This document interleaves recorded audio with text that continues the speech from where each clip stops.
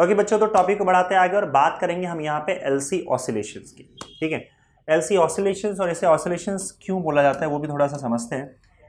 देखो यहाँ पे अगर आप देखो तो एलसी ऑसिलेशन की बात करें, इसका मतलब हमारा जो सर्किट होगा उसके अंदर एक एल होगा और सी। एल का मतलब इंडक्टर का इंडक्टेंस और सी का मतलब कैपेसिटर का कैपेसिटेंस। तो एलसी ऑसिलेशन की बात करें, इसका मतलब यहाँ पे आपके सर्किट में इंडक्टर और कैपेसिटर इन्वॉल्व है। तो आपको करना क्या है, पहले तो आप एक कैपेसिटर लो और इस कैपेसिटर को किसी बैटरी के अक्रॉस लगा दो। मान लो उस बैटरी का वोल्टेज V है और इसको चार्ज कर दो। जैसे आप बैटरी के अक्रॉस लगाओगे तो ये V वोल्ट से पूरा चार्ज हो जाएगा। ये पॉजिटिव टर्मिनल है तो इससे पॉजिटिव चार्जेस से और इसको नेगेटिव चार्जेस से भर के इसको चार्ज कर देगा। और इसके अक्रॉस भी V पोटेंशियल डिफरेंस जब तक नहीं आ जाता तब तक इसको ये चार्ज करता जाएगा। जैसे ही चार्ज हुआ आप एक काम करो, इसको हटा दो। ये नीचे वाला जो आपका बैटरी है उसको निकाल के हटा दो। अब मान लो इसके अंदर टोटल अभी फिलहाल Q चार्ज आ चुका है। अगर किसी कैपेसिटर को तुम चार्ज कर देते हो और जो भी Q अमाउंट ऑफ चार्ज आपने अगर उसको दे दिया है तो इसके अंदर चार्जेस की वजह से एनर्जी स्टोर हो जाती है। ठीक है, चार्जेस की वजह से जो एनर्जी स्टोर होती है इसको हम लोग इलेक्ट्रोस्टैटिक एनर्जी कहते हैं। और ये इलेक्ट्रोस्टैटिक एनर्जी का वैसे तो 3 फॉर्मूला है इलेक्ट्रोस्टैटिक एनर्जी, इसका 3 फॉर्मूला है। ठीक है, ये 3 फॉर्मूला मैं लिख देता हूँ आपका। एक Q²/2C, जहाँ पे C जो है वो कैपेसिटेंस है। दूसरा हाफ CV², मान लो आपने इसको V वोल्ट से चार्ज किया था तो V और C कैपेसिटेंस। और तीसरा आपका half into Q into V। तीनों फॉर्मूला से आपका आंसर वैसे ही आएगा। तो मान लो कुछ ना कुछ अमाउंट ऑफ एनर्जी इसके अंदर स्टोर हो गया, इलेक्ट्रोस्टैटिक एनर्जी, क्योंकि आपने चार्ज स्टोर किया। तो चार्ज आपने स्टोर किया तो इतना एनर्जी इसके अंदर स्टोर हो जाएगा UE, जिसका 3 फॉर्मूला है। फिलहाल हम लोग यहाँ पे ये वाला फॉर्मूला यूज करेंगे Q²/2C। आपके न्यूमेरिकल में हो सकता है हाफ CV², ये वाला फॉर्मूला यूज हो। जो न्यूमेरिकल करेंगे तो मैं आपको बता दूंगा। फिलहाल हम यहाँ पे यही वाला फॉर्मूला यूज करेंगे। और ये तीनों फॉर्मूला आया कहाँ से, तो भाई ये जो है आप डिराइव करते हो इलेक्ट्रोस्टैटिक्स में। इलेक्ट्रोस्टैटिक्स में जो है ये आपको पता चलेगा Q²/2C half CV², half into Q into V। 3 formula होता है इलेक्ट्रोस्टैटिक एनर्जी का। अभी के लिए फिलहाल ये मान के चलो कि ये एनर्जी का फॉर्मूला है। हाफ CV² वाला भी यूज होगा और ये हाफ CV² वाला जो हम यूज करेंगे वो कब यूज करेंगे, ये अगर न्यूमेरिकल जब सॉल्व करना रहेगा ना उस टाइम पे हम लोग इसको देख लेंगे। अभी फिलहाल के लिए ये फॉर्मूला बोलते हैं कि भाई इतनी इलेक्ट्रोस्टैटिक एनर्जी अगर आपने इसको Q चार्ज से चार्ज किया है, दिया है, तो इतनी इलेक्ट्रोस्टैटिक एनर्जी इसके अंदर स्टोर हो जाएगा। ठीक है, अब क्या करो, इसके अक्रॉस आप लगा दो इंडक्टर। आप लगा दो इसके अक्रॉस इंडक्टर। अब देखो इंडक्टर की प्रॉपर्टी आपको पता है, अगर इंडक्टर के अक्रॉस एनर्जी बढ़ती है तो क्या होगा, सॉरी एनर्जी बोल रहा हूं मैं, अगर इंडक्टर के अक्रॉस मान लो करंट चेंज होता है तो याद करो हमने पिछले चैप्टर में पढ़ा था, इंडक्टर के थ्रू अगर आप करंट चेंज करोगे तो उसमें सेल्फ इंडक्शन होगा और उसमें EMF इंड्यूस हो जाता है। याद आया कुछ? यहाँ भी देखो एग्जैक्टली ऐसा ही होगा, क्योंकि आपने कैपेसिटर को चार्ज करके रखा हुआ है। तो होता क्या है, कैपेसिटर का आपका एक प्लेट जो है पॉजिटिवली चार्ज है और दूसरा प्लेट आपका नेगेटिवली चार्ज है। तो ये एक तरीके का बैटरी जैसा बिहेव करता है, जिसका ये पॉजिटिव टर्मिनल मान के चलो और ये नेगेटिव टर्मिनल मान के चलो। बैटरी जैसा बिहेव करेगा, पॉजिटिव टर्मिनल नेगेटिव टर्मिनल है।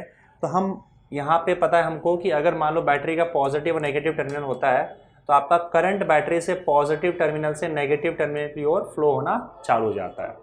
एग्जैक्टली यहाँ पे भी वही चीज़ होता है। यहाँ पे से जो पॉजिटिव चार्जेस है वो इस प्लेट से निकलना चालू हो जाता है, यहाँ से पॉजिटिव चार्ज निकलना चालू हो जाएगा और उसके बाद फिर यहाँ पे करंट इसके थ्रू ऐसे फ्लो होते होते इसके यहाँ पे आपका करंट फ्लो होना स्टार्ट हो जाता है। अब देखो स्टार्टिंग में करंट जो है वो 0 से इंक्रीज होगा। तो जैसे ही करंट 0 से इंक्रीज होना चालू हो जाता है, इसके थ्रू करंट जब जाता है तो इसके थ्रू मैग्नेटिक फील्ड आ जाता है। अगर एक कॉइल है हमारे पास, उसके थ्रू तुम करंट भेजोगे तो उसके अंदर मैग्नेटिक फील्ड आ जाता है। मैग्नेटिक फील्ड की वजह से इसमें मैग्नेटिक फ्लक्स आ जाएगा और इस मैग्नेटिक फ्लक्स, ये मैग्नेटिक फ्लक्स करंट पर डिपेंड करेगा। जैसे ही करंट बढ़ता है वैसे मैग्नेटिक फील्ड भी बढ़ता है और मैग्नेटिक फ्लक्स भी बदल जाता है, चेंज हो जाता है। क्योंकि मैग्नेटिक फ्लक्स चेंज हो रहा है इसके वजह से एक EMF इंड्यूस हो जाएगा अकॉर्डिंग टू फैराडेस लॉ। अगर याद होगा लास्ट चैप्टर में, तो अकॉर्डिंग टू फैराडेस लॉ यहाँ पे इसमें एक EMF इंड्यूस हो जाता है और ये EMF उल्टे डायरेक्शन में करंट भेजता है क्योंकि जो हो रहा है उसी को अपोज करेगा। याद करो लेंस लॉ, क्योंकि करंट इंक्रीज हो रहा है इसके वजह से फ्लक्स चेंज हो रहा है, तो जो ईएमएफ आएगा वो क्या करेगा, इस करंट को इंक्रीज ना होने देने की कोशिश करेगा और ऑपोजिट डायरेक्शन में करंट भेजना चालू कर देगा। तो जो इंड्यूस करंट है वो ऑपोजिट डायरेक्शन में आने की वजह से जो आपका कैपेसिटर की वजह से करंट इंक्रीज हो रहा था, अगर मान लो ये इंडक्टर नहीं होता, तुमने सीधा वायर लगा दिया होता, तो ऑन द स्पॉट पूरा का पूरा चार्ज यहां से उठ के यहां आ जाता और फिर पूरा का पूरा कैपेसिटर जगह पे ऑन द स्पॉट डिस्चार्ज हो जाता। पर अब क्या हुआ कि जैसे ही चार्ज निकलना चालू हुआ, जैसे ही करंट इंक्रीज होना चालू हुआ, वैसे ईएमएफ इंड्यूस हो गया, सेल्फ इंडक्शन हो गया, और इस सेल्फ इंडक्शन की वजह से एक ऑपोजिट डायरेक्शन में करंट आकर इसने इस चार्ज को जाने से स्लो कर दिया। जो कि ऑन द स्पॉट सारा चार्ज जा सकता था, अब ये धीरे धीरे चार्ज जाएगा और ये जो करंट है आपका कैपेसिटर वाला वो धीरे धीरे आपका इंक्रीज होगा। अब धीरे धीरे जब करंट इंक्रीज होता चला जाएगा तो याद रखना कि धीरे धीरे इसके अंदर का मैग्नेटिक फील्ड भी इंक्रीज होगा। धीरे धीरे करंट इंक्रीज हो रहा है और करंट इंक्रीज होने की वजह से मैग्नेटिक फील्ड भी इंक्रीज होगा। और हमने पढ़ा था कि अगर आपके पास किसी सोलेनॉइड या कॉइल में मैग्नेटिक फील्ड हो तो उसके अंदर एनर्जी होता है, मैग्नेटिक एनर्जी। और वो मैग्नेटिक एनर्जी का फॉर्मूला क्या होता है बताओ? मैग्नेटिक एनर्जी का फॉर्मूला अगर याद होगा तो ½ Li²। तो जितना करंट होगा उतना ज़्यादा इसके अंदर मैग्नेटिक फील्ड होगा, उतना ही ज़्यादा मैग्नेटिक एनर्जी आना चालू हो जाएगा। इसमें देखो हो क्या रहा है कि धीरे धीरे जैसे ही आपका करंट बढ़ते जा रहा है वैसे वैसे यहाँ का पॉजिटिव चार्ज निकलता है और यहाँ पे आके डिपॉजिट होने लग जाता है। तो अगर मान लो एक कैपेसिटर में मान लो सबसे पहले टोटल 4 चार्ज था और 4 नेगेटिव चार्ज था, तो जितना ज़्यादा चार्ज होगा उतना ही ज़्यादा आपका इलेक्ट्रोस्टैटिक एनर्जी होगा। और ये आपका मैग्नेटिक एनर्जी है, याद रखना, दिस इज मैग्नेटिक एनर्जी जो कि इंडक्टर में स्टोर होते जा रहा है। और जैसे जैसे आपका करंट बढ़ते जा रहा है वैसे वैसे ये मैग्नेटिक एनर्जी भी बढ़ता चला जाएगा। अब मान लो कैपेसिटर में से तुमने क्या किया, एक पॉजिटिव चार्ज यहाँ से निकाला और उसको उठा के यहाँ पे रख दिया, तो उस पॉजिटिव ने इस नेगेटिव को क्या करेगा, न्यूट्रल बना देगा। पॉजिटिव निकलेगा और यहाँ पे आने के बाद उसको ख़त्म कर देगा। फिर तुमने दूसरा पॉजिटिव चार्ज निकाला और इस दूसरे पॉजिटिव चार्ज को भी यहाँ पे लाया, इस नेगेटिव को ख़त्म कर दिया। तो धीरे धीरे आप देखोगे कि चार्ज कम होते जा रहा है कैपेसिटर पे। जैसे जैसे यहाँ से पॉजिटिव चार्ज निकल रहा है करंट की वजह से, मतलब पॉजिटिव चार्ज भाग रहा है, इसका मतलब करंट फ्लो हो रहा है, हम उसी को करंट बोल रहे हैं। वैसे वैसे वो यहाँ पे आने के बाद क्या कर रहा है, नेगेटिव चार्ज के साथ मिल के ख़त्म होते चले जा रहा है और कैपेसिटर पे चार्ज जो है वो कम होता चला जा रहा है। समझे? तो धीरे धीरे करके आपका कैपेसिटर का चार्ज कम होता जाएगा। अगर कैपेसिटर का चार्ज कम होता जाएगा तो आपका इलेक्ट्रोस्टैटिक एनर्जी भी कम होता चला जाएगा और इलेक्ट्रोस्टैटिक एनर्जी कम होते जा रहा है और टाइम के साथ हो क्या रहा है, धीरे धीरे ये करंट बढ़ता चला जा रहा है। तो करंट अगर बढ़ता चला जाएगा तो आपका जो इंडक्टर है या ये इंडक्टर जो कॉइल है आपका, इसका करंट बढ़ता चला जा रहा है, तो मतलब मैग्नेटिक फील्ड बढ़ता चला जाएगा। अब मैग्नेटिक फील्ड बढ़ रहा है, इसका एनर्जी बढ़ता चला जाएगा। या इक्वेशन से देख लो, करंट बढ़ता जा रहा है मतलब इसका एनर्जी बढ़ता जा रहा है। तो मतलब इलेक्ट्रोस्टैटिक एनर्जी कम होता जा रहा है जो चार्जेस के फॉर्म में स्टोर था कैपेसिटर पे, और यहाँ पे मैग्नेटिक एनर्जी बढ़ता चला जा रहा है। और जब देखा गया तो हमें ये देखा कि जितना इलेक्ट्रोस्टैटिक कम हुआ उतना ही यहाँ पे मैग्नेटिक एनर्जी कम होता चला जाता है। एक टाइम ऐसा आता है जब आपका पूरा का पूरा चार्जेस जो है इस जगह से उठ के पूरा का पूरा इस जगह पे आ जाता है और आपका पूरा का पूरा जो कैपेसिटर है वो डिस्चार्ज हो जाता है, मतलब कोई चार्ज उसमें नहीं रह जाता है। और उस समय जब हम इंडक्टर को देखते हैं तो इंडक्टर के केस में मैक्सिमम करंट जाता है, इसके थ्रू जो भी करंट जा रहा होता है वो मैक्सिमम करंट जा रहा होता है I0। तो दिस इज मैक्सिमम करंट।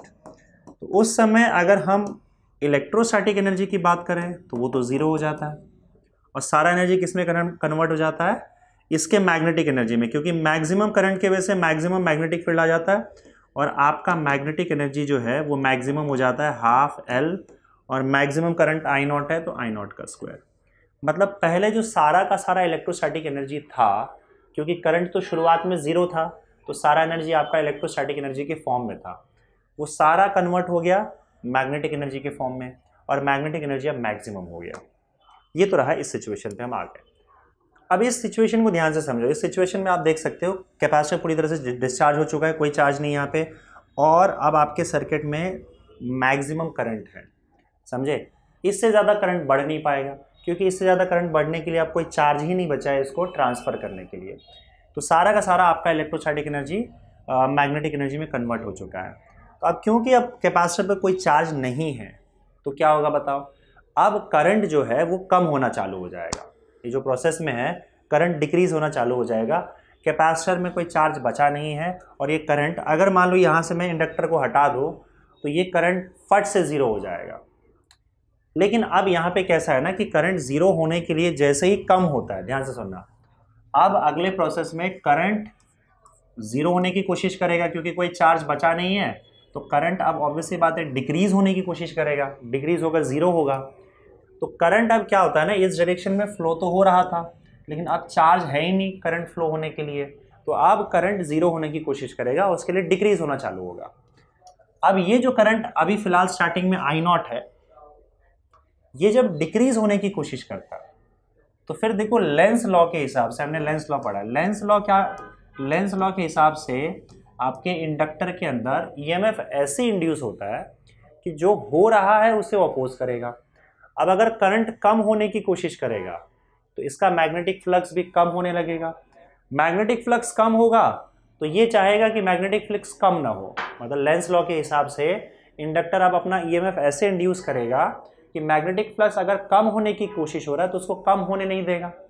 कम ना होने देने के लिए अगर करंट डिक्रीज होने की कोशिश कर रहा है तो वो करंट को डिक्रीज नहीं होने देगा। करंट डिक्रीज ना होने देने के लिए जिस डायरेक्शन में करंट फ्लो हो रहा है, इस बार वो क्या करता है, उसी डायरेक्शन में करंट को इंड्यूस कर देता है, उसका साथ देता है, डिक्रीज मत हो, मैं तुम्हारे साथ हूँ, और वो करंट के डायरेक्शन में ही इस बार करंट इंड्यूस कर देता है, ना कि ऑपोजिट डायरेक्शन में।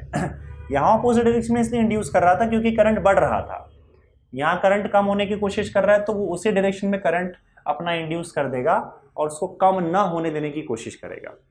इससे होता क्या है कि इंडक्टर अब क्या कोशिश कर रहा है, इंडक्टर अब क्या कर रहा है, इसी डायरेक्शन में करंट भेजने की कोशिश कर रहा है। और वो इस डायरेक्शन में करंट कब भेज पाएगा बताओ, यहाँ पे तो कोई चार्ज है ही नहीं, तो वो क्या करता है, अपना एनर्जी का यूज़ करके यहाँ से पॉजिटिव चार्ज उखाड़ता है, क्योंकि अगर उसको इसी डायरेक्शन में करंट भेजना है तो उसे इस डायरेक्शन में पॉजिटिव चार्ज को भगाना होगा।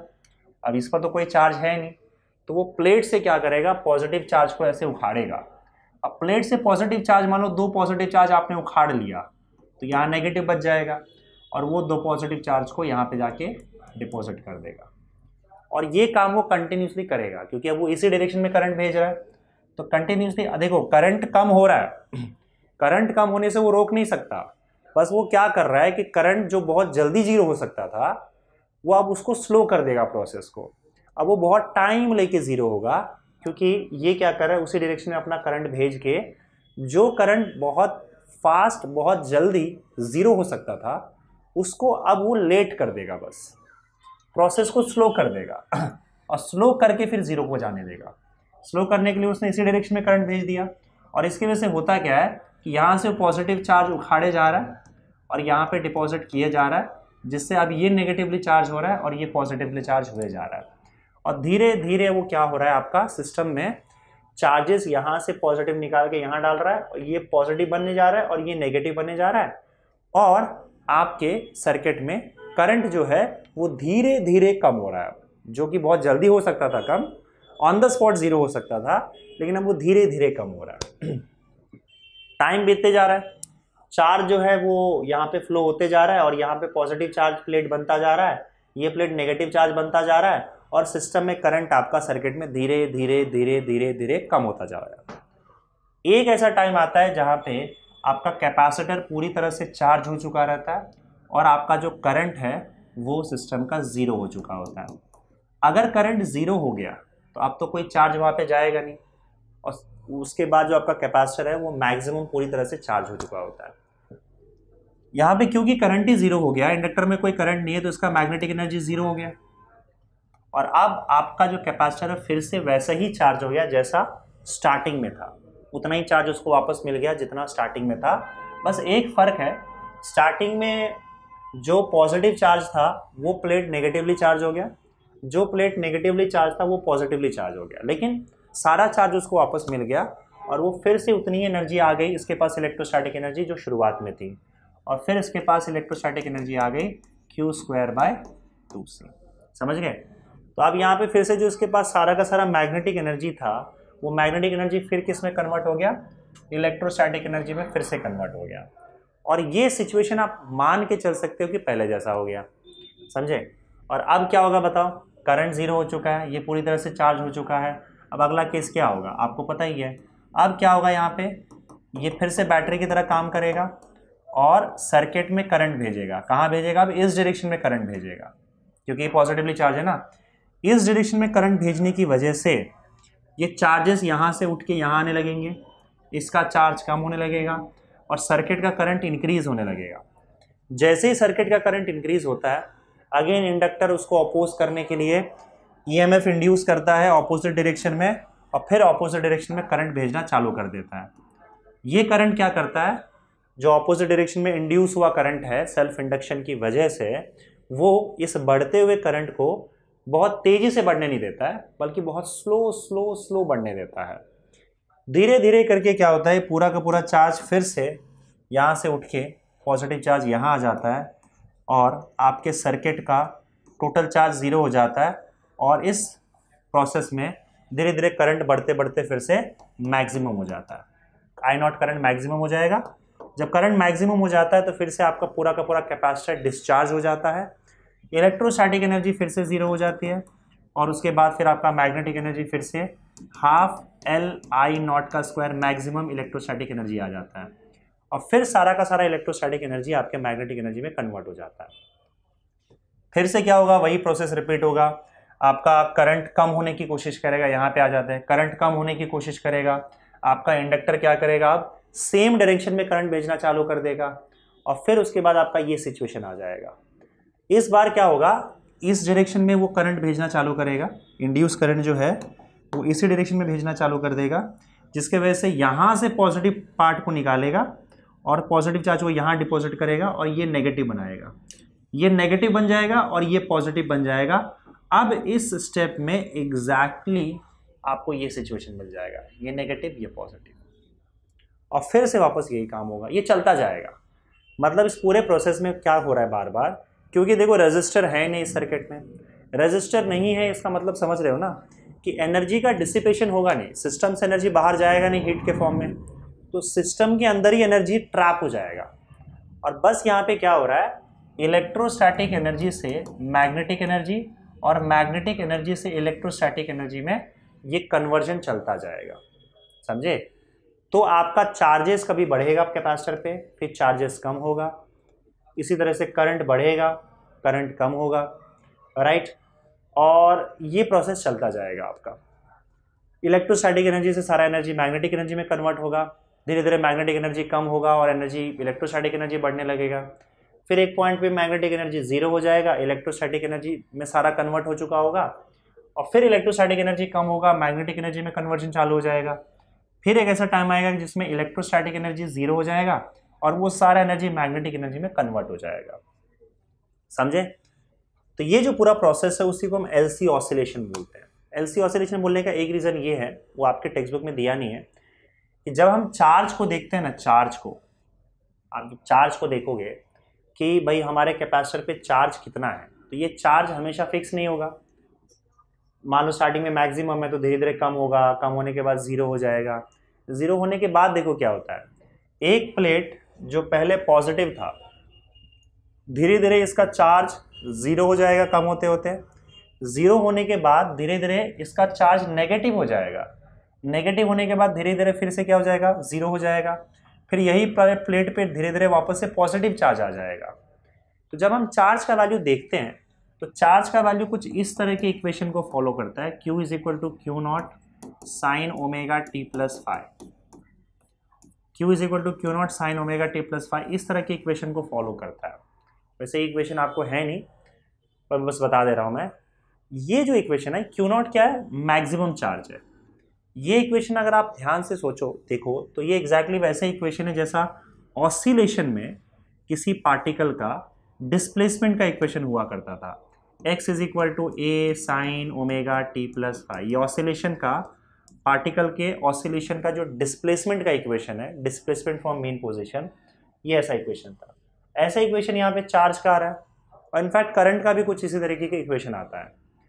तो क्योंकि इसके अंदर का चार्ज या करंट उसी तरीके से चेंज होता है जिस तरीके से आपका डिस्प्लेसमेंट वेरी करता है ऑसिलेशन में, इक्वेशन मैच कर रहा है, ऑसिलेशन वाला इक्वेशन और इसके चार्ज या करंट का इक्वेशन दोनों मैच कर रहा है। तो इसीलिए हम क्या बोल देते हैं कि भाई यहाँ पे ऑसिलेशन हो रहा है चार्जेस का या करंट का, क्योंकि वो वैसे ही चेंज हो रहा है जैसे ऑसिलेशन में आपका पार्टिकल का डिस्प्लेसमेंट होता है, और इसीलिए नाम पड़ जाता है आपका एलसी ऑसिलेशंस। समझे? और ये एलसी ऑसिलेशन हमेशा के लिए चलता जाएगा जब तक इसका एनर्जी बाहर डिसिपेट नहीं होगा, किसी और फॉर्म में आप कन्वर्ट नहीं करोगे, तब तक ये ऑसिलेशन चलता जाएगा, एलसी ऑसिलेशन। क्योंकि रेजिस्टर है ही नहीं, रेजिस्टर होता तब एनर्जी डिसिपेट होता है हीट के फॉर्म में, नहीं तो एनर्जी सारा अंदर ही ट्रैप रहेगा, और ये एलसी ऑसिलेशन आपका चलता जाएगा। समझ गए? तो बच्चों फाइनली हम लास्ट टॉपिक की बढ़ेंगे इस चैप्टर के, and that is electrical resonance या इलेक्ट्रिक रेजोनेंस, जो भी हम बोले। दो टाइप का इलेक्ट्रिकल रेजोनेंस सर्किट होता है, एक सीरीज रेजोनेंस सर्किट या इसको सीरीज रेजोनेंस बोल लो, और दूसरा पैरेलल रेजोनेंस। क्या है ये रेजोनेंस, और इलेक्ट्रिकल सर्किट में रेजोनेंस का क्या सेंस बनता है, ये हम समझते हैं। रेजोनेंस का जो टॉपिक है या रेजोनेंस की बात जो है वो हम ऑलरेडी वेव्स में कर चुके थे, अगर आपको याद होगा तो सुपरपोजिशन ऑफ वेव्स में हमने रेजोनेंस की बात की थी, या ऑसिलेशंस में हमने रेजोनेंस की बात की थी। उसमें ड्राइविंग फ्रीक्वेंसी, नेचुरल फ्रीक्वेंसी अगर आपको याद होगा तो दोनों मैच कर जाता है, तो मैक्सिमम एम्पलीट्यूड के साथ वाइब्रेशन होता है। तो वहाँ पे एम्पलीट्यूड साउंड का या वेव का, साउंड के टर्म्स में हम लोग रेजोनेंस की बात कर रहे थे, तो साउंड का एम्पलीट्यूड मैक्सिमम था उस टाइम पे। ठीक है, इस रेजोनेंस सर्किट में भी कुछ ना कुछ मैक्सिमम या कुछ ना कुछ मिनिमम होगा। क्या मिनिमम है, क्या मैक्सिमम है, ये हम चेक करेंगे। सबसे पहले हम बात करेंगे सीरीज रेजोनेंस की। सीरीज रेजोनेंस में वही एलसीआर सर्किट होगा आपका, एक तो इंडक्टर, कैपेसिटर और रेजिस्टर। ठीक है, इनको सीरीज में लगा दो, और हमें पता है सीरीज का जो इम्पिडेंस है, अगर आपको याद होगा तो इम्पिडेंस का फॉर्मूला क्या था, under root XL minus XC का whole square plus R square. और आपको ये भी पता है कि एक्सएल और एक्सी का क्या वैल्यू है, XL is equal to omega into L होता है, और XC is equal to 1 upon omega C होता है। और ओमेगा क्या होता है बताओ, omega is equal to 2 pi F होता है। इन शॉर्ट एक्सएल जो है ये भी फ्रीक्वेंसी पर डिपेंड करता है। अगर मैं वैल्यूज डाल दूँ तो एक्सएल का वैल्यू क्या हो जाएगा बताओ, 2 पाई एफ इंटू एल, और एक्सी का वैल्यू क्या हो जाएगा, 1 अपॉन 2 पाई एफ इंटू सी हो जाएगा। एक्सएल फ्रीक्वेंसी के डायरेक्टली प्रोपोर्शनल है, एक्सी जो है वो फ्रीक्वेंसी के इन्वर्सली प्रोपोर्शनल है। तो अगर मान लो तुम फ्रीक्वेंसी बढ़ाते चले जाओ तो आपका कैपेसिटेंस का, कैपेसिटिव रिएक्टेंस, इसको कैपेसिटिव रिएक्टेंस बोलते हैं एक्सी को, वो कम होता जाएगा, और फ्रीक्वेंसी बढ़ाने पर आपका इंडक्टिव रिएक्टेंस जो है वो बढ़ता चला जाएगा। तो हम क्या कर सकते हैं कि ऐसी फ्रीक्वेंसी चूज कर सकते हैं, जैसे मान लो फ्रीक्वेंसी आप बढ़ाते जाओ बढ़ाते जाओ, और आप एक ऐसी फ्रीक्वेंसी पे आके रुक जाओ जहां पे ये दोनों का वैल्यू सेम हो जाएगा। मान लो तुमने एक्सएल जो है वो 100 ले लिया, 100 ओम का, और एक्सी जो है वो 250 ओम का ले लिया। तो फिलहाल तो ये ज़्यादा है और ये कम है, तो आप क्या करोगे बताओ, आप फ्रीक्वेंसी जो भी फ्रीक्वेंसी है उस फ्रीक्वेंसी, देखो इन दोनों का वैल्यू फ्रीक्वेंसी पे डिपेंड करेगा। आपने जो भी फ्रीक्वेंसी चूज किया है इस एसी सोर्स का, उसके हिसाब से फिलहाल एक्सएल का वैल्यू 100 है और एक्सी का वैल्यू 250 है ना। अब आप एक काम करो, फ्रीक्वेंसी बढ़ाते जाओ। फ्रीक्वेंसी बढ़ाने से क्या होगा, एक्सएल का वैल्यू बढ़ेगा और एक्सी का वैल्यू कम होता चला जाएगा। तो धीरे धीरे क्या होगा, एक्सएल आगे बढ़ेगा और एक्सी का वैल्यू कम होता जाएगा। कोई एक ऐसी फ्रीक्वेंसी होगी जिसपे ये बढ़ते बढ़ते और ये कम होते होते एक सेम वैल्यू पे आ जाएंगे, और एक्सएल और एक्सी का वैल्यू सेम हो जाएगा। तो हमें वही काम करना है, हमें वही फ्रीक्वेंसी चूज करना है। ये जो एसी सोर्स है हमें उसका ऐसा फ्रीक्वेंसी चूज करना है जहां पे एक्सएल और एक्सी का वैल्यू सेम हो जाए। So at a particular frequency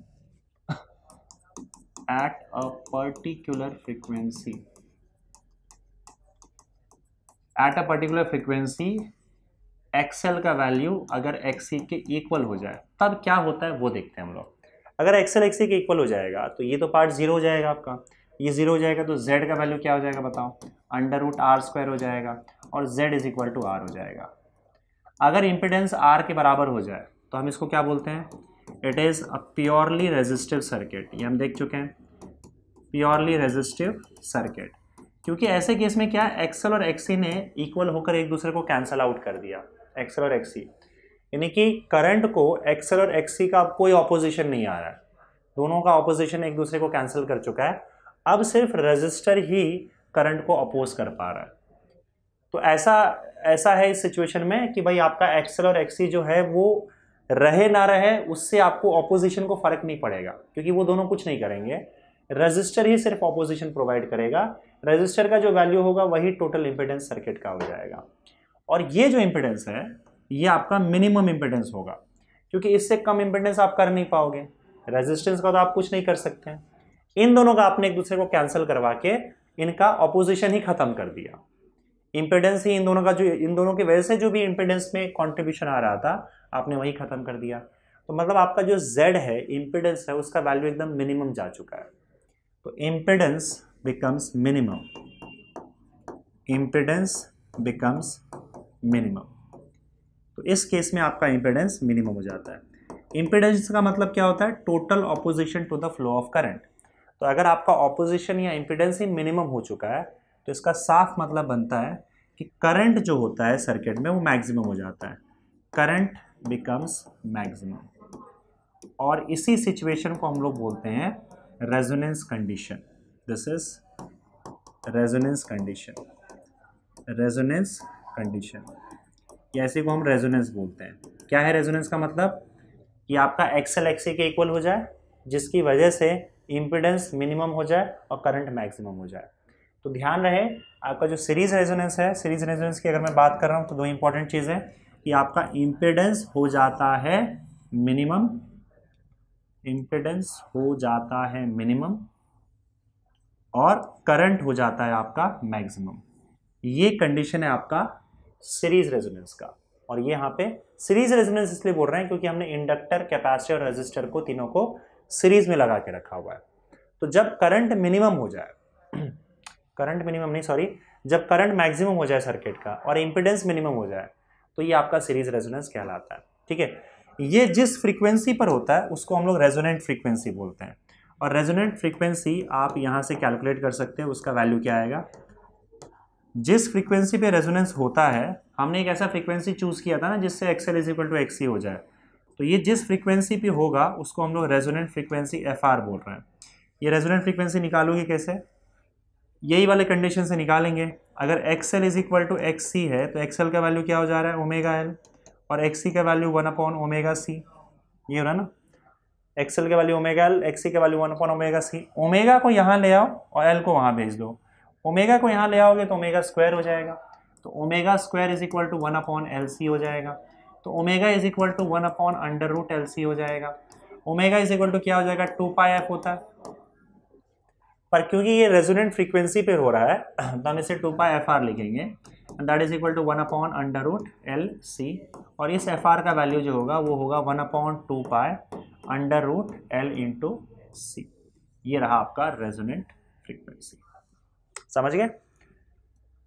अच्छा, रेजोनेंट फ्रीक्वेंसी का अगर तुम ग्राफ प्लॉट करते हो या फ्रीक्वेंसी वर्सेस करंट का अगर ग्राफ प्लॉट करो, करंट वर्सेस फ्रीक्वेंसी का ग्राफ प्लॉट करो, तो देखो जो रेजोनेंट फ्रीक्वेंसी जहां पर होगा उस रेजोनेंट फ्रीक्वेंसी के लिए आपका करंट मैक्सिमम होगा, this is I max. Current maximum कब होगा बताओ, करंट बिकम्स मैक्सिमम कब, जब आपकी फ्रीक्वेंसी रेजोनेंट फ्रीक्वेंसी होगी तब आपका करंट का मैक्सिमम वैल्यू होगा। अगर आपने रेजोनेंट फ्रीक्वेंसी से ज्यादा फ्रीक्वेंसी दे दिया सोर्स का तो फिर करंट वापस कम हो जाएगा, और कम भी रखा तो भी कम होगा। इसी फ्रीक्वेंसी पे करंट मैक्सिमम होगा, उसके अलावा आपका करंट जो है जैसे जैसे रेजोनेंट फ्रीक्वेंसी से दूर जाओगे आप दूसरी फ्रीक्वेंसीज के पास तो आपका करंट कम होने लग जाता है। और रेजोनेंट फ्रीक्वेंसी से अगर आप ज्यादा फ्रीक्वेंसी का लोगे तो भी करंट कम हो जाएगा, और जितना ज्यादा लोगे उतना ही आप रेजोनेंट फ्रीक्वेंसी से दूर जाओगे तो फिर आपका जो करंट है वो भी कम होने लगेगा। रेजोनेंट फ्रीक्वेंसी पे सबसे ज्यादा करंट आपको मिलता है, समझ गए। इसे कहते हैं रेजोनेंस कर्व। क्या कहते हैं? Resonance curve. This is resonance curve. अच्छा, अगर इस रेजोनेंस कर्व को हम एकदम ही शार्प बनाए, जैसे मान लो इस रेजोनेंस कर्व को हम एकदम शार्प बना देते, कुछ ऐसे बना देते हैं, और ये शार्प बनाने की कोशिश की जाती है इस तरह से, तो इस शार्पनेस की वजह से क्या होता है कि आपका बाकी सब के लिए लगभग करंट का वैल्यू देखोगे आप तो लगभग ना के बराबर है। अगर बाकी सारे वैल्यूज आप देखोगे करंट का तो लगभग ना के बराबर है। बस ये जो रेजोनेंट फ्रीक्वेंसी है उसके लिए आपको करंट का वैल्यू जो है वो अच्छा खासा मैक्सिमम करंट का वैल्यू मिल रहा है। बाकी सारे फ्रीक्वेंसी के लिए आपको लगभग जीरो जैसा ही करंट मिल रहा है, अगर ध्यान से देखोगे, अगर ये पूरा शार्प रहा रेजोनेंस कर्व तो, समझे। और हम इसको इतना शार्प बनाने की कोशिश करते हैं क्योंकि हम क्या चाहते हैं कि हमें जो करंट है वो सिर्फ एक फ्रीक्वेंसी पे मिले, बाकी सारे फ्रीक्वेंसी पे करंट जीरो हो जाए।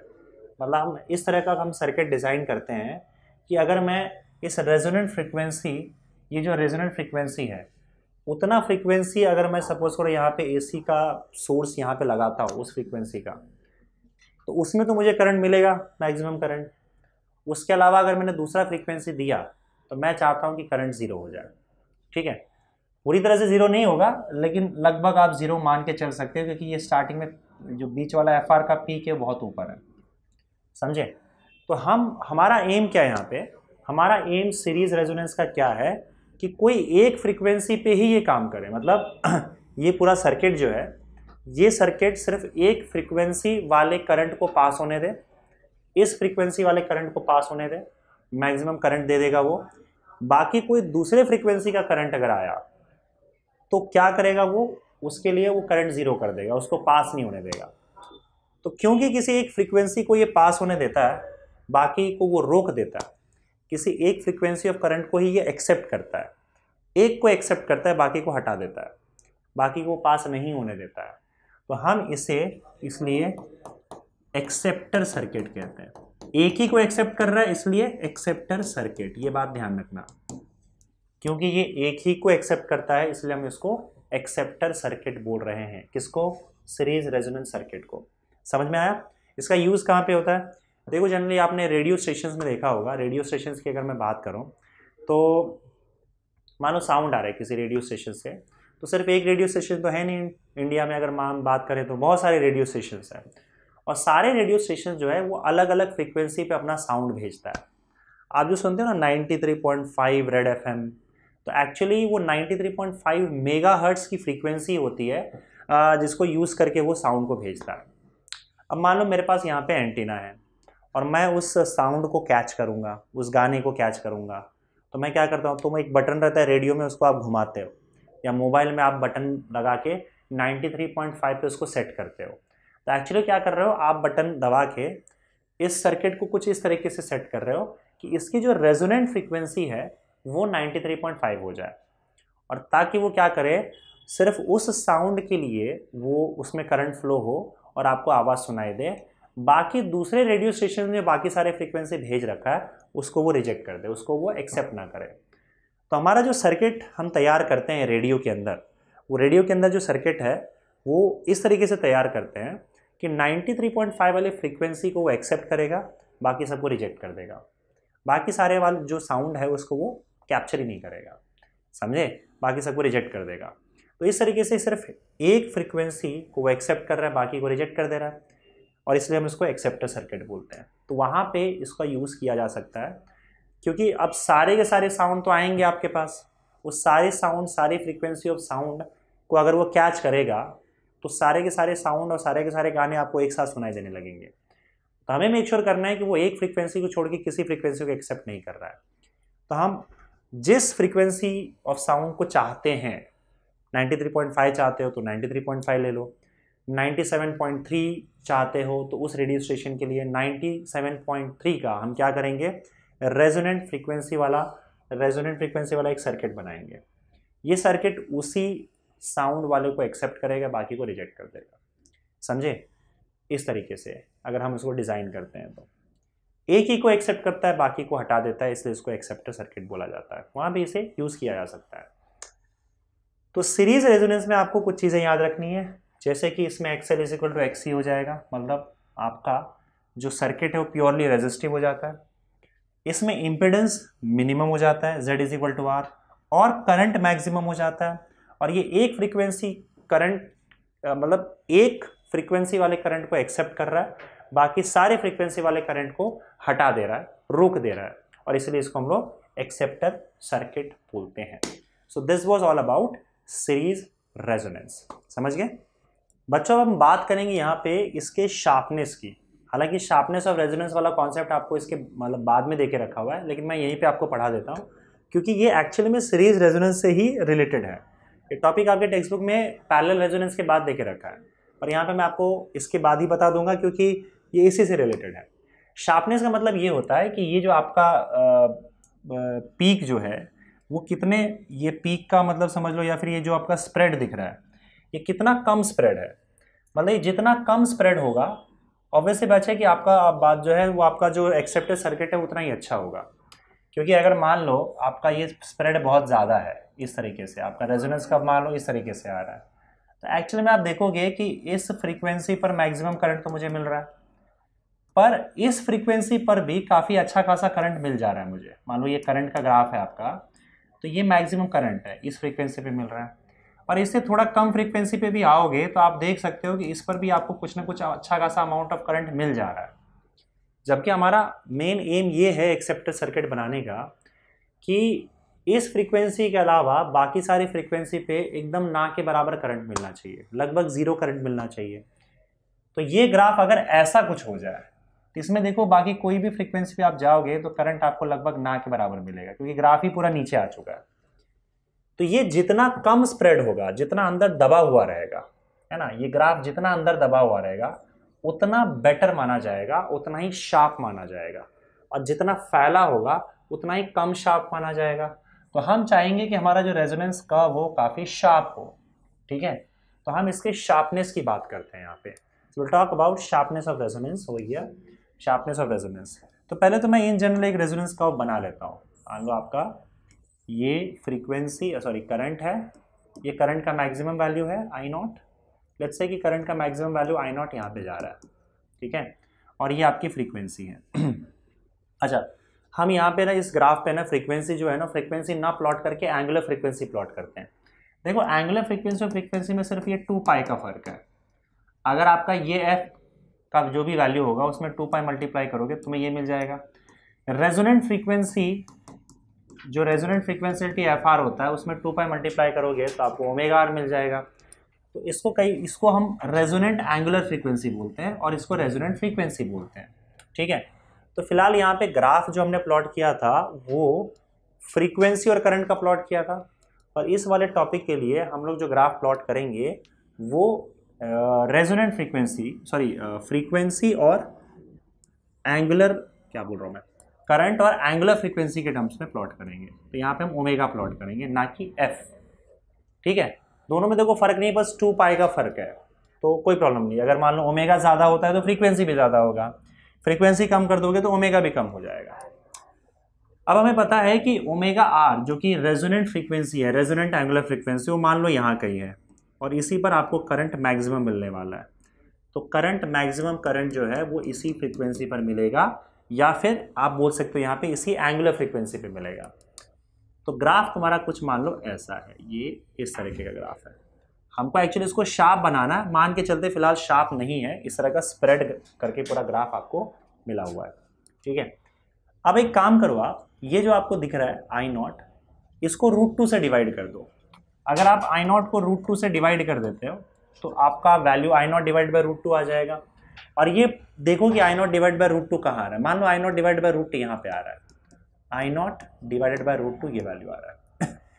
अगर इस वैल्यू देखोगे, ये वैल्यू अगर करंट का देखोगे तो इस करंट के वैल्यू के लिए आपके पास जैसे मैक्सिमम वैल्यू है, मैक्सिमम वैल्यू के लिए आपके पास ये एक ही फ्रीक्वेंसी पे आपको मैक्सिमम वैल्यू मिलेगा। जो रेजोनेंट फ्रीक्वेंसी है इसी पर आपको मैक्सिमम वैल्यू मिलने वाला है, लेकिन मैक्सिमम वैल्यू का √2 से डिवाइड करके जो भी करंट का वैल्यू आता है, ये करंट आपको 2 फ्रीक्वेंसी पे मिलेगा। इसके अलावा कोई भी करंट हो उसके लिए आपको 2 फ्रीक्वेंसी होगा, यानी कि 2 फ्रीक्वेंसी पे आपको ये वाला करंट मिल सकता है। एक तो इस फ्रीक्वेंसी पे, इनफैक्ट एंगुलर फ्रीक्वेंसी की बात कर रहा हूँ मैं, और एक इस फ्रीक्वेंसी पे। और जो मैक्सिमम करंट है वो मैक्सिमम करंट आपको किस पे मिल रहा है, सिर्फ इस फ्रीक्वेंसी पे मिल रहा है मैक्सिमम करंट। पर ये वाला current I naught divide by root two वो आपको इस फ्रीक्वेंसी पे भी मिल रहा है और इस फ्रीक्वेंसी पे मिल रहा है। एक फ्रीक्वेंसी रेजोनेंट फ्रीक्वेंसी से कम है, उसको हम ओमेगा 1 लिख देंगे, और एक फ्रीक्वेंसी जिसपे सेम करंट आपको मिल रहा है वो आपका ओमेगा आर से बड़ा है, उसे आप ओमेगा 2 लिख दो। और अज्यूम कर लेते हैं कि चलो अगर मान लो कि ये जो गैप है ओमेगा 1 और ओमेगा आर के बीच में और ओमेगा आर ओमेगा 2 के बीच में वो दोनों सेम है और वो गैप डेल्टा ओमेगा के इक्वल है, और ये भी आपका डेल्टा ओमेगा के इक्वल है, इतना दोनों के बीच में गैप है। तो अब मुझे बताओ कि ओमेगा 1 से लेकर ओमेगा 2 के बीच का गैप कितना हो जाएगा, ये गैप 2 डेल्टा ओमेगा हो जाएगा। तो ये जो गैप आपको दिख रहा है ओमेगा 1 ओमेगा 2 के बीच का, इसे बोला जाता है बैंडविड्थ। ठीक है, बैंडविड्थ का मतलब क्या होता है कि आपको ऐसे दो फ्रीक्वेंसीज चूज करने हैं जिन दो एंगुलर फ्रीक्वेंसीज का करंट का value same I naught divided by root 2 हो, या फिर I naught divided by root 2 इतना करंट हमें किन दो फ्रीक्वेंसीज पे मिल रहा है, उन दो फ्रीक्वेंसीज के बीच का जो गैप होता है एंगुलर फ्रीक्वेंसीज के बीच का गैप, उसे हम लोग बैंडविड्थ बोलते हैं। और आप ही मुझे बताओगे कि ये जो बैंडविड्थ है ये हमारे लिए कम अच्छा है कि ज़्यादा अच्छा है। अगर हम लोग शार्प कर्व चाहते हैं तो बैंडविड्थ जितना कम होगा उतना ज़्यादा बेटर होगा, उतना ही शार्प रेजोनेंस होगा हमारे लिए। तो शार्पनेस कितना ज़्यादा है कितना कम है हमारे रेजोनेंस में, उसको हम मेजर करने के लिए क्वालिटी फैक्टर का यूज़ करते हैं। Quality factor Q। और क्वालिटी फैक्टर Q को डिफाइन कैसे करते हैं, resonant frequency, resonant angular frequency divided by bandwidth, resonant angular frequency divided by bandwidth, यही क्वालिटी फैक्टर का हमारे पास फॉर्मूला आता है। तो क्वालिटी फैक्टर जो है रेजोनेंट एंगुलर फ्रीक्वेंसी मतलब omega R divided by bandwidth, हमने क्या डिफाइन किया, 2 डेल्टा ओमेगा। अब ये क्वालिटी फैक्टर जितना ज़्यादा होगा उतना ही शार्प रेजोनेंस आपको मिलेगा। मतलब अगर मैं कंपेयर करूं तो यहाँ पे दो रेजोनेंस बताता हूँ, एक रेजोनेंस आपका ऐसा है और दूसरा रेजोनेंस आपका ऐसा है। तो इस दोनों रेजोनेंस में मुझे बताओ बैंडविड्थ किसका ज़्यादा होगा। सी आपका क्वालिटी फैक्टर बैंडविड्थ के इनवर्सली प्रोपोर्शनल है। तो जितना ज़्यादा बैंडविड्थ होगा उतना ही कम क्वालिटी फैक्टर है, मतलब उतना ही कम शार्पनेस है। तो इसका शार्पनेस ज़्यादा है, इसका मतलब इसका क्वालिटी फैक्टर ज़्यादा है, मोर Q, इसके पास ज़्यादा Q है, इसका Q का वैल्यू बड़ा होगा, और स्मॉल Q, इसका Q का वैल्यू कम होगा क्योंकि इसका शार्पनेस कम हो गया। तो हम चाहते हैं हमारा क्वालिटी फैक्टर का वैल्यू ज़्यादा हो ताकि शार्पनेस ज़्यादा हो, और शार्पनेस ज़्यादा के लिए ऑब्वियस सी बात है कि आपका बैंडविड्थ जो है वो कम होना चाहिए। तो बैंडविड्थ कम करने के लिए क्या करोगे, वेल बैंडविड्थ या फिर जो आपका क्वालिटी फैक्टर है, क्वालिटी फैक्टर का जो वैल्यू है वो एक्चुअली आपके इंडक्टर या कैपेसिटर जो आप यूज़ करते हो सर्किट में, इंडक्टर या कैपेसिटर जो यूज़ करते हो, resistor, inductor, capacitor, I think inductor और कैपेसिटर के वैल्यूज़ पे ही सिर्फ डिपेंड करता है। तो इनके वैल्यूज़ पे डिपेंड करता है, और इवन आई थिंक आर पे भी डिपेंड करता है। एग्जैक्ट इक्वेशन में बोल रहा हूँ, पर मेरे हिसाब से ये जो तीनों वैल्यूज़ है आर, सी और एल, ये आप कौन से वैल्यूज़ लेते हो इस पे डिपेंड करता है कि क्वालिटी फैक्टर का क्या वैल्यू आएगा। इसका फॉर्मूला आता है, बाकी वैसे आपको फॉर्मूला की ज़रूरत नहीं है क्योंकि आपके बुक में दिया हुआ नहीं है, तो आपको बस यहीं तक रेस्ट्रिक्टेड रहना है। यही फॉर्मूला आपका जो है क्वालिटी फैक्टर का, बस यही यूज़ करना है। तो ये हो गया भाई आपका शार्पनेस ऑफ रेजोनेंस, समझे।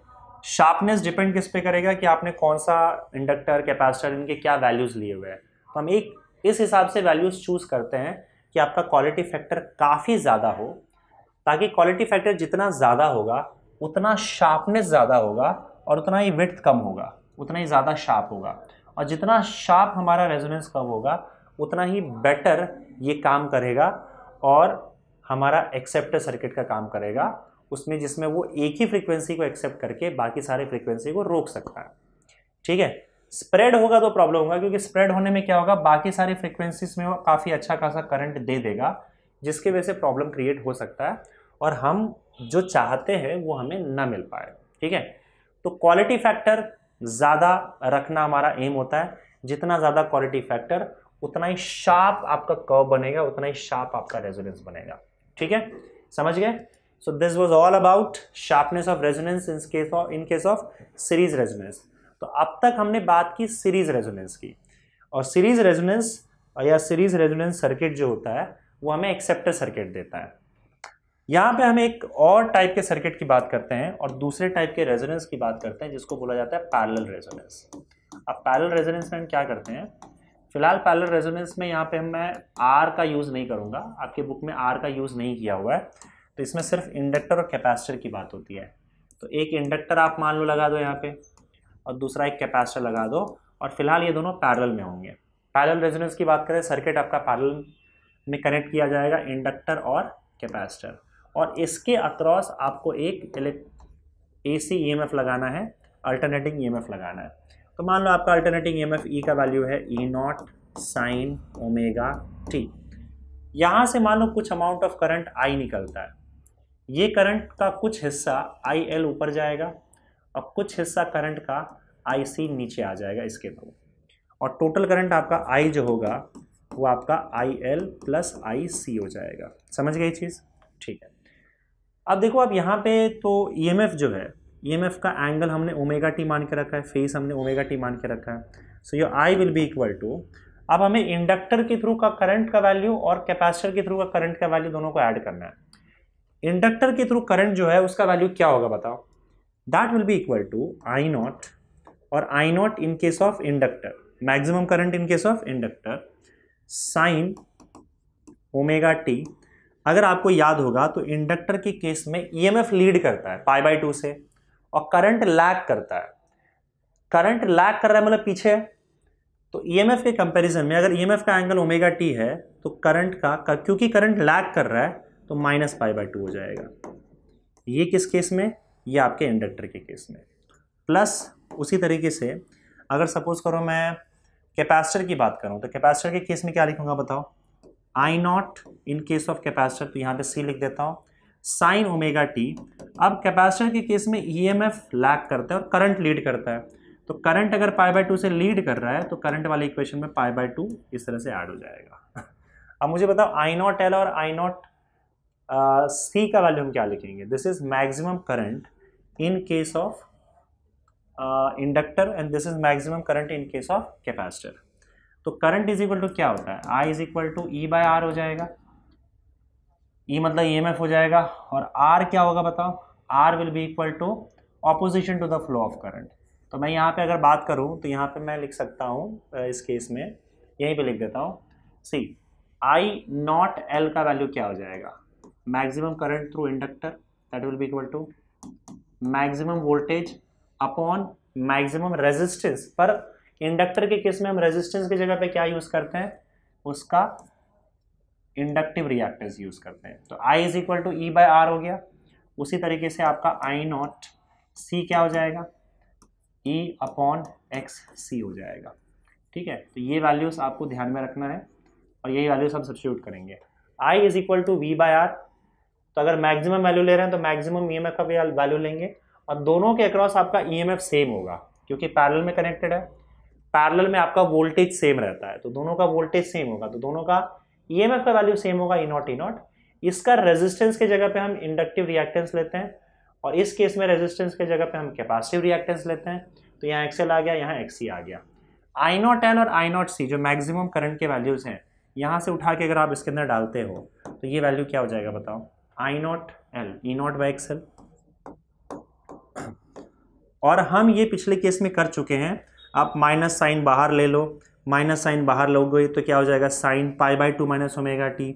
साइन π/2 माइनस ओमेगा टी हो जाता है आपका कॉस ओमेगा टी। पहले क्वाड्रेंट में ये आपका एंगल चला जाएगा, तो ये माइनस कॉस ओमेगा टी हो जाएगा। और प्लस यहाँ पे देखोगे आप तो I0C का वैल्यू क्या हो जाएगा, E0/XC, और ये सीधा साइन π/2 प्लस ओमेगा टी आपका कॉस ओमेगा टी हो जाएगा, ये कॉस ओमेगा टी। अब अगर आप ध्यान से देखोगे तो यहाँ पे आप E0 cos omega T common ले सकते हो। So I will be equal to E0 cos omega t आप कॉमन ले लो, तो यहाँ क्या बचेगा बताओ, -1/XL और यहाँ पे +1/XC, तो -1/XL और +1/XC यही बचेगा। ठीक है, so I will be equal to E0 cos omega t, ये हो जाएगा आपका 1/x(c) माइनस 1/x। अब अगर मान लो मुझे करंट को मिनिमम करना है, मतलब चाहे कुछ भी हो जाए, कितना भी टाइम हो, जो भी हो, आपने सर्किट लगाया और करंट एकदम मिनिमम चला जाए, और करंट मिनिमम करने के लिए क्या करोगे? मिनिमम करंट कितना हो सकता है? For minimum current, minimum current का मतलब करंट का वैल्यू आप जीरो करना है आपको, तो आपका क्या कंडीशन होना चाहिए? मतलब आप एक ऐसी फ्रीक्वेंसी चूज करो जिससे आपका करंट जो है वो सर्किट में जीरो हो जाए। तो करंट जीरो करने के लिए आप क्या कर सकते हो? ये जो आपका ये वाला पार्ट है, इस वाले पार्ट को हम जीरो कर देते हैं, ठीक है। ये तो देखो टाइम के साथ वेरी करेगा, इसमें ठीक है, ये तो आपका फंक्शन है, टाइम के साथ वेरी करेगा। हमें इंडक्टर और कैपेसिटर के वैल्यूज ऐसे चूज करने हैं, इस तरीके से चूज करने हैं कि अगर आप सपोज करो, या फिर आप ऐसे मान लो कि आपने मान लो इंडक्टर और कैपेसिटर आपने ले लिया और इसका कुछ ना कुछ फिक्स वैल्यू है, अब पैरेलल में लगा दिया। अब आपको ऐसी फ्रीक्वेंसी चूज करनी है कि जिससे इसके थ्रू करंट जीरो हो जाए, और जीरो ही रहे हमेशा। हमेशा जीरो रखने के लिए आपको देखो ये वाला वैल्यू हमेशा तो जीरो नहीं होगा, टाइम के साथ चेंज होता जाएगा। हमेशा जीरो रखने के लिए, हमेशा मिनिमम रखने के लिए आपको ये वाला पार्ट जीरो करना पड़ेगा, और ये वाला पार्ट जीरो करोगे तो इसका मतलब क्या? 1/xc माइनस 1/xl जीरो करना पड़ेगा। इससे क्या हो जाएगा बताओ? xl will be equal to xc। अगर xl और xc का वैल्यू सेम हो जाए तो 1/xl माइनस 1/xc जीरो हो जाएगा, और ऐसे केस में आपका करंट जीरो हो जाएगा। तो यहाँ पे एक इंपॉर्टेंट बात आपको ध्यान में रखना है कि इस केस में आपका करंट जो होता है वो मिनिमम हो जाता है, करंट बिकम्स मिनिमम, ठीक है, करंट बिकम्स मिनिमम।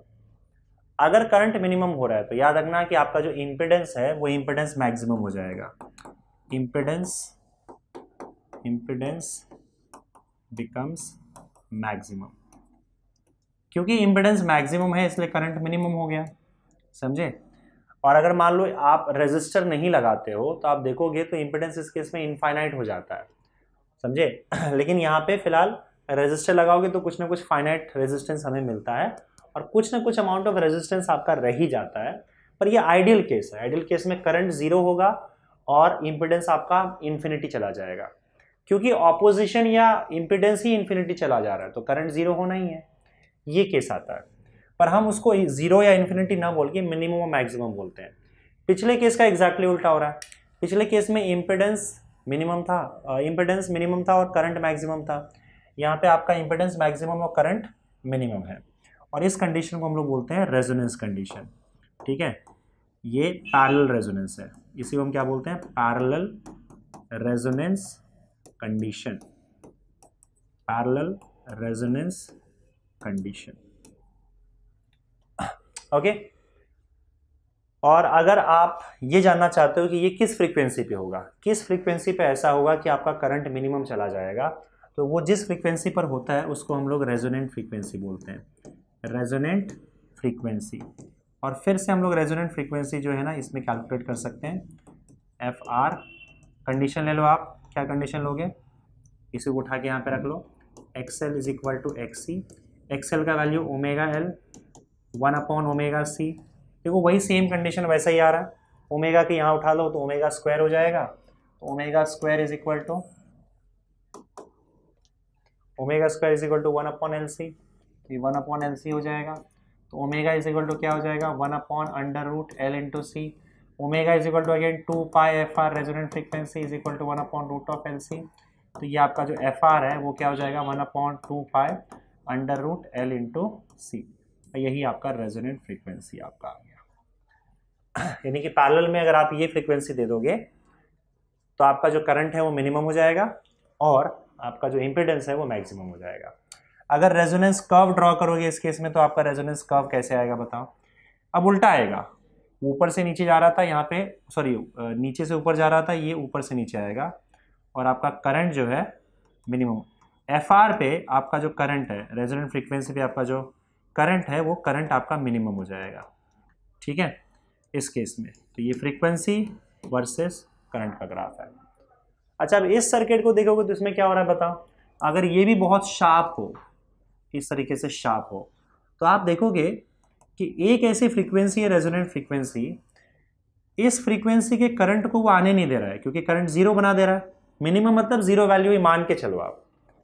इस फ्रीक्वेंसी पे करंट जो है आपको जीरो दे दे रहा है और बाकी सारे फ्रीक्वेंसीज पे आपको कुछ ना कुछ अमाउंट ऑफ करंट मिल रहा है, अच्छा खासा करंट मिल रहा है।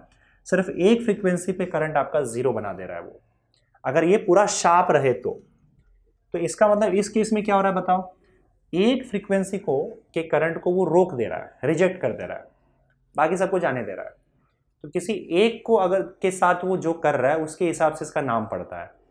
तो ये किसी एक फ्रीक्वेंसी ऑफ करंट को रोक रहा है, रिजेक्ट कर रहा है, इसलिए हम इसको रिजेक्टर सर्किट बोलते हैं। इस केस में इसको रिजेक्टर सर्किट बोला जाता है, पैरेलल रेजोनेंस सर्किट को हम रिजेक्टर सर्किट बोलते हैं। समझ गए? तो उसका एग्जैक्टली उल्टा है जो हमारे एक्सेप्टर सर्किट में या सीरीज एलसीआर रेजोनेंस में हो रहा था। समझ गए?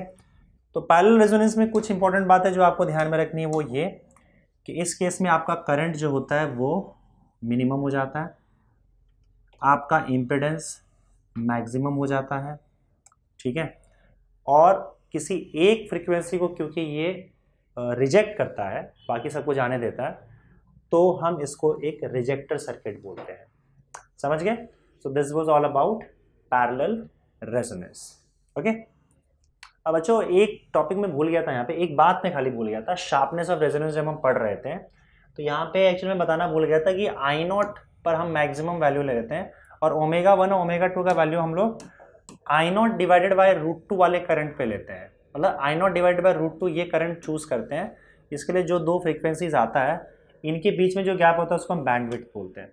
पर ये सवाल आ सकता है ना आपके दिमाग में कि जो बैंडविड्थ है वो हम इस करंट वाले वैल्यूज के लिए क्यों लेते हैं?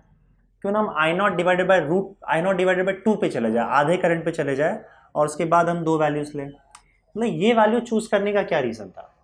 एक्चुअली ये वैल्यू चूज करने का रीजन क्या था, हमने इस वैल्यू करंट के वैल्यू को चूज नहीं किया था, हमने पावर के वैल्यू को चूज किया था।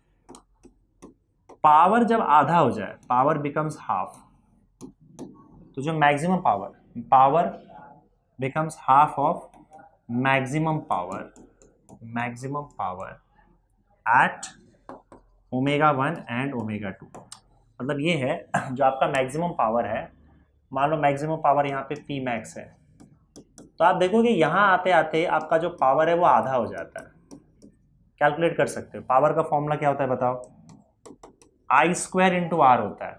तो यहाँ पे क्या है, power I naught square into R है। पी मैक्स जो है आपका वो क्या है, I naught square into R होगा। अब यहाँ पे पावर मान लो पी है, तो आप पी कैलकुलेट कर लो। देखो करंट का स्क्वायर इंटू आर, करंट का स्क्वायर क्या है, I naught divided by √2, I naught divided by √2 इसका स्क्वायर इंटू आर। तो ये क्या हो जाएगा, आई नॉट का स्क्वायर अपॉन आर अपॉन 2, और आई नॉट स्क्वायर आर क्या है आपका मैक्सिमम पावर, तो मैक्सिमम पावर का आधा हो जाता है। तो एक्चुअली जो मैक्सिमम पावर होता है उसका आधा पावर लेते हैं, उस आधे पावर पे ही ओमेगा 1 ओमेगा 2 डिफाइन होता है। तो पावर जब आधा होता है तो एक्चुअली करंट जो है वो आई नॉट डिवाइडेड बाय √2 हो जाता है, और इसलिए आई नॉट डिवाइडेड बाय √2 ये वाला वैल्यू हम करंट का यहाँ पे चूज करते हैं। तो एक्चुअली डिफाइन वो पावर के टर्म्स में किया गया था। ठीक है, चलो एक लास्ट छोटा सा टॉपिक बचा हुआ है, चोक कॉइल। चोक कॉइल के बारे में बताया गया। चोक कॉइल जो होता है वो एक हिसाब से इंडक्टर होता है। Choke coil is kind of inductor. अब ये जो इंडक्टर है वो हम कहाँ यूज करते हैं, सी एक्चुअली होता क्या है कि कई सारे केसेस में हमको ना रेजिस्टेंस की ज़रूरत पड़ती है। हम चाहते हैं कि हमें करंट को ऑपोजिशन मिले, अगर ऑपोजिशन नहीं मिलेगा तो शायद वहाँ पे प्रॉब्लम क्रिएट हो सकता है। हम चाहते हैं कि भाई ऑपोजिशन मिले और कुछ ना कुछ अमाउंट ऑफ ऑपोजिशन रहे। तो मान लो हमें हमारे घर पे जो सर्किट होता है, हमारे घर पे जो करंट आता है वो एसी करंट आता है, एसी करंट है। अगर आप ऑपोजिशन चाहते हो तो ऑपोजिशन आप रेजिस्टर का यूज़ करके भी दे सकते हो, क्योंकि रेजिस्टर है, रेजिस्टर के अंदर रेजिस्टर ऑपोजिशन प्रोवाइड करता ही है। पर रेजिस्टर के साथ एक प्रॉब्लम होता है, प्रॉब्लम ये होता है कि रेजिस्टर हीट डिसिपेट करता है, एनर्जी डिसिपेट करता है, और एनर्जी डिसिपेशन की वजह से आपका एनर्जी का लॉस होता है। तो हम चाहते हैं कि भाई बिना एनर्जी लॉस हुए ही हमारे करंट को ऑपोजिशन प्रोवाइड किया जाए। देखो आपके पास डीसी सोर्स के लिए ऑप्शन नहीं है। डीसी सोर्स के केस में कैसा होता है ना कि आपको रेजिस्टर यूज़ करना ही पड़ता है, लेकिन AC के केस में हमारे पास एक ऑप्शन है।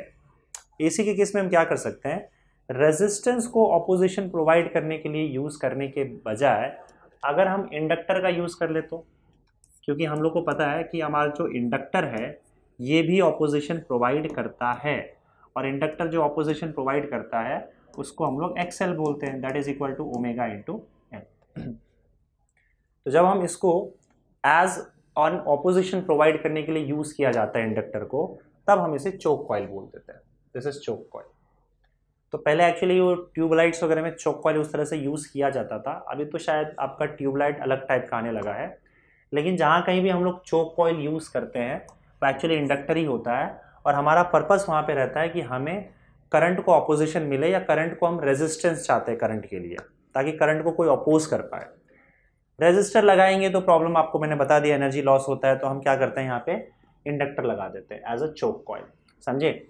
और ऐसा हो सकता है, और इसका फ़ायदा क्या है कि इंडक्टर जो होता है वो कोई पावर लॉस नहीं करवाता है, power consumption is zero, power consumption is zero. क्योंकि पावर कंजम्पशन ज़ीरो होता है, इसका पावर फैक्टर ही ज़ीरो हो जाता है। देखो पावर फैक्टर कॉस फाई क्या होता है बताओ, power factor cos phi R/Z होता है ना। अब यहाँ पे आप देखोगे R/Z का मतलब क्या हो जाएगा, R/√XL²। अब इम्पिडेंस निकालोगे तो इसमें XC तो है ही नहीं, तो हम XL ही यूज़ करेंगे, XL² + R²। अगर मान लो आपके पास प्योर इंडक्टर ही है एज अ चोक कॉइल, तो मुझे बताओ पावर फैक्टर क्या होगा, कॉस फाई। अब उसमें अगर रेजिस्टेंस है ही नहीं तो सीधा ज़ीरो हो जाएगा, और पावर फैक्टर अगर ज़ीरो होगा तो हमें पता है एवरेज पावर लॉस जो होता है एक साइकिल में वो क्या होता है, ERMS into IRMS into cos phi. तो एवरेज पावर लॉस जो होता है वो ज़ीरो होता है। तो बिना पावर लॉस के इंडक्टर जो है वो ऑपोजिशन प्रोवाइड करवा सकता है। हाँ ये ज़रूर हो सकता है कि कुछ वायर हो, उस वायर में अपना खुद का इंटरनल रेजिस्टेंस हो, ठीक है, मतलब वायर के अंदर का कुछ ना कुछ अमाउंट ऑफ रेजिस्टेंस हो, पर ये रेजिस्टेंस बहुत कम होता है। अगर रेजिस्टेंस होता तो हमें बाहर से ऑपोजिशन प्रोवाइड करवाने की क्या ज़रूरत पड़ती, क्योंकि वायर का ये खुद का रेजिस्टेंस बहुत कम होता है, तो R का वैल्यू काफ़ी कम होगा, एकदम ना के बराबर, ज़ीरो के बराबर मान के चलो, ज़ीरो हो जाएगा, कॉस फाई ज़ीरो हो जाएगा, पावर लॉस नहीं होगा। हाँ अगर आप बाहर से रेजिस्टेंस लगाते हो ऑपोजिशन प्रोवाइड करवाने के लिए, तब आपका पावर लॉस होता है, और पावर लॉस होने की वजह से एनर्जी वेस्ट होता है। तो इसीलिए एनर्जी वेस्ट ना हो तो हम लोग रेजिस्टर के बजाय इंडक्टर यूज़ करते हैं AC सर्किट में, ताकि ऑपोजिशन भी मिल पाए मुझे और एनर्जी लॉस भी ना हो। तो जब आप इसको एज एन ऑपोजिशन यूज़ करते हो इंडक्टर को किसी AC सर्किट में, तो इसी इंडक्टर को हम लोग चोक कॉइल बोल देते हैं। इतना ही ये बात, ठीक है। तो बच्चों फाइनली आपका थियरी पार्ट खत्म होता है AC सर्किट्स का भी। इसके बाद हम लोग न्यूमेरिकल सॉल्व करेंगे। सारे चैप्टर्स हो चुके हैं खत्म, बस एक चैप्टर बचा हुआ है इलेक्ट्रोस्टैटिक्स, वो भी हम लोग कर लेंगे, ठीक है। ओके चलो, थैंक यू।